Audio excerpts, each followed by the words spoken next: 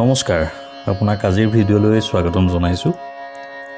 আজিৰ ভিডিঅ'ত আমি আগবঢ়াব লৈছোঁ ডিচেম্বৰ মাহৰ বাবে মিথুন ৰাশিৰ মাহেকীয়া ৰাশিফল। ডিচেম্বৰ মাহৰ ৰাশিফল অনুসৰি শনি নৱম স্থানত উপস্থিত থকাৰ বাবে এই মাহত আপুনি ভাল ফল পাব, কিন্তু কিছু প্ৰচেষ্টাৰ অন্ততহে একাংশ লোকে অনুকূল ফল পোৱাৰ সম্ভাৱনা আছে। কেৰিয়াৰত সমৃদ্ধিশালী ফল লাভ কৰিবলৈ বৃহস্পতিৰ আশীৰ্বাদৰ প্ৰয়োজন হ'ব। এই মাহত বৃহস্পতি দ্বাদশ স্থানত উপস্থিত থাকিব, যাৰ বাবে আপোনাৰ জীৱনত পৰিৱৰ্তন অহাৰো সম্ভাৱনা আছে। নৱম স্থানত শনিৰ উপস্থিতিৰ বাবে এই মাহত আপুনি আপোনাৰ ঊৰ্ধ্বতন বিষয়া আৰু সহকৰ্মীৰ সৈতে প্ৰত্যাহ্বানমূলক সম্পৰ্কৰ বাবে সমস্যাৰ সন্মুখীন হ'ব পাৰে।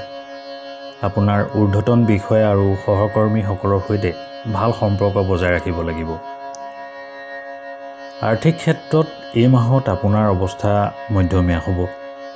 বৃহস্পতিৰ বাবে আপোনাৰ আয় বহুত কম হোৱাৰ সম্ভাৱনা আছে আৰু আপুনি ধন সঞ্চয় কৰাত ব্যৰ্থ হ'ব পাৰে। চলিত মাহত ভ্ৰমণৰ সময়ত আৰ্থিক লোকচানৰ সম্ভাৱনা আছে। ব্যৱসায়ৰ ক্ষেত্ৰত কিছু সমস্যাও পাব পাৰে।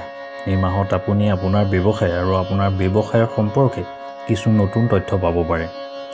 আপোনাৰ ব্যৱসায়িক অংশীদাৰৰ সৈতেও কঠোৰ প্ৰতিযোগিতাৰ সন্মুখীন হ'ব লাগিব। এই মাহত প্ৰেম আৰু বিবাহিত জীৱনৰ ক্ষেত্ৰত আপুনি মিশ্ৰিত ফল পাব।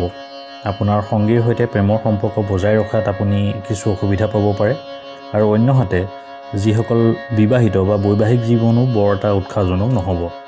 মাজে মাজে দুই এটা সমস্যাই দেখা দিব পাৰে, কিন্তু ধৈৰ্য সহকাৰে যদি আগবাঢ়ে তেতিয়াহ'লে আপোনাৰ বৈবাহিক জীৱনটো সুখৰ হ'ব।